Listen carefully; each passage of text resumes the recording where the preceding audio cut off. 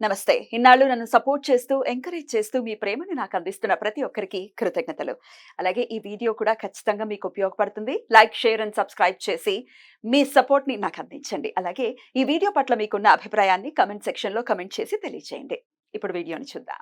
నమస్తే. Welcome to our channel. నేను కుప్పా పద్మిని. ప్రస్తుతంతో పాటు ప్రముఖ ఆధ్యాత్మికవేత్త, జ్యోతిష పండితులు, అమ్మవారి సేవకులు, దత్త గణపతి ఉపాసకులు మురళీధర శర్మ గారు మనతో పాటు ఉన్నారు. మాట్లాడదాం. నమస్కారం అండి. మహాదేవ శ్రీమాత్రే నమః. మురళి గారు, ముందుగా మీకు మహాశివరాత్రి శుభాకాంక్షలండి. అందరికీ కూడా అమ్మా, నీకు మన వ్యూయర్స్ అందరికి.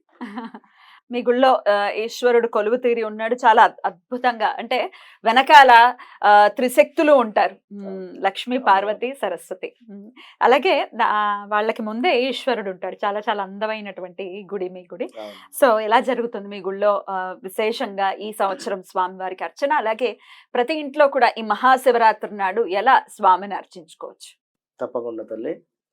ముందుగా మహాశివరాత్రిని పురస్కరించుకొని తప్పకుండా కూడా అందరూ మా దేవాలయంలో అంటే ఉదయం ఎట్లాగూ సుప్రభాత సేవ, అటు పిమ్మట నిత్యార్చనలు, అభిషేకాలు, దాని తర్వాత రుద్రాభిషేకాలు, మహాన్యాసపూర్వక రుద్రాభిషేకము, దాంతోపాటుగా మృత్యుంజయ హోమము, ఇంకా కూడా సాయంకాలము 8 గంటలకు లక్ష పుష్పార్చన, 10-11 నిమిషాలకు వచ్చేసి శివ కళ్యాణము, అటు పిమ్మట రాత్రికి 12 తర్వాత నిశి పూజ అంటే అభిషేకము పంచామృతాలతోని, అదేవిధంగా డ్రై ఫ్రూట్స్ తోని విశేష అలంకరణ, ఇట్లా మొత్తం అసలు కంప్లీట్ జాగరణ కూడా ఉంటుందా? ఖచ్చితంగా కూడా దేవాలయంలో ఉండడము. అటు పిమ్మట ఉదయం చక్కగా కూడా ఫ్రెష్ అప్ అయిపోయి మళ్ళా వచ్చి ఈశ్వరునికి అభిషేకం చేసుకునేంతసేపు అక్కడే ఇక అంటే 2:30-3 దాకా ఉంటారు జనాలు. అలాగా ఉంటారు. జాగరణ నేను అనేది అదే, భక్తులు కూడా ఉంటారా జాగరణ చేయడానికి వీలుగా? 2-3 వరకు ఉంటారు. ఇక అటు పిమ్మట ఇంటికి వెళ్ళేసి మరలా 5-5:30కి టెంపుల్ ఓపెన్ అయ్యేట, అంటే ఆల్రెడీ ఓపెన్ ఉంటుంది, అయినా ఒక 1 అవర్ అట్లా ఇంటికి వెళ్ళి ఫ్రెష్ అప్ అయి మళ్ళీ వస్తారు. అయితే శివరాత్రిని పురస్కరించుకునే ముందుగా ఎవరైనా కూడా ఫస్ట్ మీ సరౌండింగ్ లో ఉన్నటువంటి విశేషంగా స్వయంభూ వెలిసినటువంటి దేవాలయాలను సందర్శనం చేసుకోండి. ఫస్ట్ మీరు చేయాల్సినటువంటి పని దేవాలయానికి వెళ్ళి సందర్శనం. మనకు అదేవిధంగా తెలంగాణలో ప్రసిద్ధిగాంచినటువంటి వేములవాడ కావచ్చును, అదేవిధంగా శ్రీశైలం కావచ్చును, జనరల్గా ద్రాక్షారామమైన ఇట్లా ఖచ్చితంగా చక్కగా కూడా లైన్లో నిలబడి మాత్రమే ఈశ్వరుని దర్శనం చేసుకోండి. ఏదో అంటే ఒక క్యూ పద్ధతిగా ఒక 1 అవర్ 2 అవర్ 3 అవర్స్ ఉంటుంది.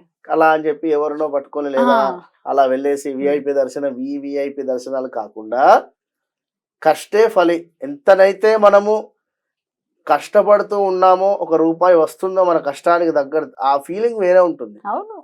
మనము ఒళ్ళు హూనం చేసుకొని కష్టపడేటువంటి సందర్భం కానీ, లేదా జ్వరం వచ్చినప్పుడు కూడా ఆఫీస్కి వెళ్ళేటువంటి సందర్భాలు కానీ, అంటే దాని విలువ తెలుసు.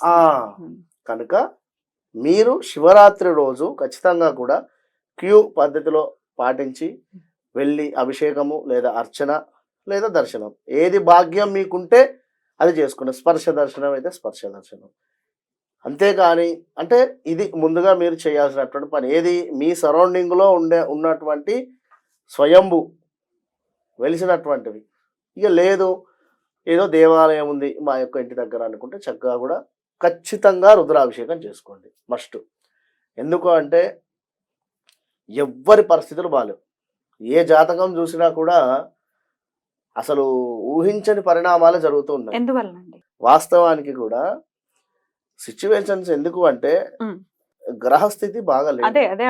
గ్రహస్థితి బాగాలేదు. బాగలేని సందర్భంలో అసలు అనుకున్నది ఒకటి అవుతుంది ఒకటి అనేటువంటి సిచ్యువేషన్స్ జరుగుతున్నాయి. ఇక్కడ ఆల్ ఆఫ్ సడన్ గా వివాహం సెట్ అవ్వడము, వారి ఇంట్లో ఎవరో పెద్దవారు మరణించడం, 1 ఇయర్ దాకా పోస్ట్ పోన్ అవ్వడం, 1-2 అని కాదు జరుగుతున్నాయి. కుంభరాశి అనే కాదు, కన్యారాశి అని కాదు, మకర రాశి అని కాదు, మేషరాశి అని కాదు, కొన్ని రాశులకు బాగాలేదు. రుద్రాభిషేకం చేసుకోండి. మహాశివరాత్రి అంటేనే అది మహా అద్భుతం. మహాశివరాత్రి మహోత్సవం అది ఉత్సవమే. కనుక ఆ రోజు శంకరుని కోసం తపించండి, తరించండి. అసలు ఈశ్వరుడు అంటేనే ఇట్లా కోసుకోండి అంటే ఇక అంతటి పరిస్థితి నేను అనేది అంత మనసులో ప్రేమించమని అంటే మనసులో ప్యూర్ హార్ట్ అలా చెప్పి నిజంగా కోసుకోవడం కాదు కోసుకోవడం అక్కడ. కాదు. ఉమ్. ఎప్పుడైనా కూడా నిజంగా చెప్తున్నామా నేను 100% కూడా ఖచ్చితంగా ఉమ్.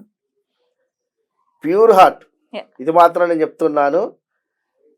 మంచి మనసుతో యూనివర్స్ కి ఎవరైతే కనెక్ట్ అవుతున్నారో అయ్యో యూనివర్స్ అంటుంటే పాపం అర్థం కావట్లేదండి.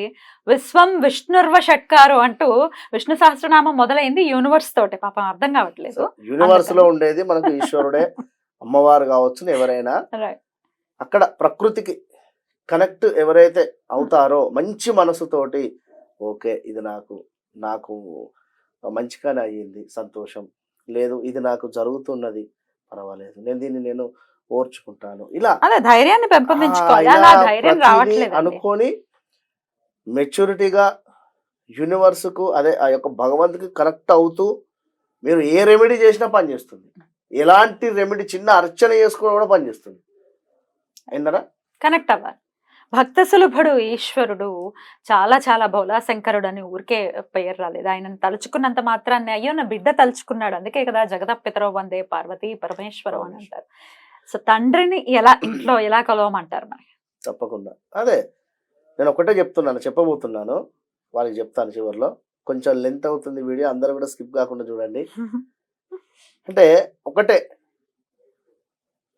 ఒక చక్కటి పుష్పము మనము ఈశ్వరునికి ఒకటే పుష్పం చాలు పెట్టే అటువంటి సందర్భంలో ఆ పుష్పంలో ఈశ్వరుని చూద్దాం. నా వర్షన్ నేను చెప్పేది మీరు ఆ విధంగా మంచి మనసుతో ఉండండి. ఈ పూలు ఎవరు తెచ్చిండ్రు, ఈ పువ్వు సరిగా లేదు, దీనికి రెక్కలు సరిగా లేవు, ఊడిపోతున్నాయి, ఇవి కాదు. ఆ పుష్పమే ఈశ్వరుడు సమర్పించండి. లేదు ఒక తమలపాకు ఉంది, తాంబూలం సమర్పించండి. లేదు ఒక మారేడు దళం ఉంది, అదే ఈశ్వరుడు, అందులోనే ఈశ్వరుడు ఉన్నాడు, సమర్పించండి. ఎదురుగా ఉండే అటువంటి పూజారులు కావచ్చును, అర్చకులు కావచ్చును, లేదా ఇంకెవరో మీ వద్ద ఉన్నారు, మీ పక్కన ఉన్నారు భక్తులు, వీరు తొందరగా చేసుకుంటూ అయిపో నేను తొందరగా నీళ్లు పోసుకోవాలని వారు చూస్తూ ఉంటారు. వారు కూడా ఈశ్వరుడి యొక్క రూపకంగానే మనసులో భావన చేసుకోవాలి. గుళ్ళో జరిగేవన్నీ ఇవన్నీ గుళ్ళో కానీ అదే ఆ విధంగా భావన చేసుకొని ఖచ్చితంగా కూడా మీరు ఈ యొక్క మహాశివరాత్రి రోజు ఈశ్వరునికి కనెక్ట్ గాని కలిసిపోండి అంతే ఈశ్వరునితో. అటు పిమ్మట మంచి ఫలితం ఉంటుంది. ఇక మీరు ఇంట్లో చేసుకునేటువంటి వారు అనుకుంటే మనకు ఈశ్వరునికి సంబంధించినటువంటి శివలింగము వాస్తవానికి కూడా మనకు అంగుష్ట మాత్రం ఉండాలి అని చెప్పి. అయితే ఇక్కడ మీరు చాలా మంది కూడా పంచలోహాలది లేదా పాదరసంది, వెండిది, ఇవన్నీ చేసుకుంటున్నారు. కానీ చక్కగా కూడా పానమట్టము కంప్లీట్ గా కూడా వెండితో చేసుకొని మీరు ఒక బాణం మాత్రం ఉంటే సరిపోతుంది, పైది దానికే అభిషేకం చేయించుకుంటే సరిపోతుంది. అది కూడా కుదిరితే నర్మదా బాణం కానీ లేదా ఇంకెక్కడైనా మంచి బాణాలు తెచ్చుకున్నట్టయితే మంచి ఫలితం ఉంటుంది. ఏవో కాకుండా దొరికేటివి చాలా దొరకనివి కాదు. ఇప్పుడు ఎక్కడికో అరుణాచలమో శ్రీశైలమో వెళ్తారు, అక్కడ ఇంత పెద్ద శివలింగం కనబడుతుంది, అబ్బా దీన్ని తీసుకువెళ్ళాలి, అభిషేకం చేసుకోవాలా అని మనసు పీకుతుంది. కానీ మనకు ఇంట్లో పెట్టుకునేటువంటి సైజ్ ఎంత కనుక చక్కగా కూడా ఇంట్లో బ్రాహ్మణులను పిలిపించుకొని పుణ్యాహవాచనం చేయించుకొని రుద్రాభిషేకం చేయించుకోండి. ముందు గణపతి పూజ, గౌరీ గణపతి పూజ అయిపోయిన తర్వాత రుద్రాభిషేకం, కుదిరితే మహన్యాసపూర్వకంగా చేయించుకోండి. లేదు దేవాలయంలో ఎక్కడైనా కూడా మనకు దేవాలయంలో ఎక్కడైనా కూడా సామూహికంగా జరిపిస్తూ ఉంటారు, అక్కడైనా మీకు అంటే ఇక్కడ సపరేట్గా చేసుకునేటువంటి అమౌంట్ లేదు అనుకుంటే అక్కడైనా కూడా చేయించుకోండి. ఈ యొక్క మహాశివరాత్రి రోజు ఎవరైతే రుద్రాభిషేకం కానీ మహన్యాసపూర్వకంగా రుద్రాభిషేకం కానీ చేసుకుంటారో ఖచ్చితంగా 1 year దాకా ఈశ్వరుని కృప మాత్రం వారి మీద ఉంటుంది. సంవత్సరానికి ఒక్కసారి శుక్రవారంతో కూడినటువంటి మహాశివరాత్రి కనుక కుదిరితే అన్న పూజ అయినా కూడా విన్నరా. లేదు ఎవరికైనా మీకు తోచినటువంటి డొనేషన్ రూపకంగా పువ్వులకు కానీ లేదా పండ్లకు కానీ ఎట్లా వీలైతే అట్లా. ఇప్పుడు మన దేవాలయంలో జరుగుతుంది, పద్మిని మేడం ఇవ్వడం జరుగుతుంది. అయ్యో నేనెవరినండి ఇవ్వడానికి, ఈశ్వరుడు కదా, అదే వాళ్ళన్నా ఈశ్వరుడే, ఇప్పించుకోవాలన్నా ఈశ్వరుడే కనుక అన్నారు డ్రై ఫ్రూట్స్ తో చేద్దాము అని చెప్పి అంటే జరుగుతుంది అంటే తప్పకుండా అని చెప్పి అన్నారు. కనుక ఎవరైనా మీ ఇంటి వద్ద ఉండేటువంటి దేవాలయానికి మీకు తోచింది మీకు ఇచ్చి ఆ యొక్క భగవంతుడు మీకు ఇచ్చినటువంటి దానిలో నుండి, ఎందుకంటే ఐశ్వర్యం అనేది ఈశ్వరుని ఆజ్ఞ కనుక మనం ₹1 ఇస్తున్నాము అని కూడా తప్పకుండా కూడా వడ్డీతో సహా మనకు ఈశ్వరుడు ఇస్తాడు అందులో ఎటువంటి 100%. సందేహం లేదు.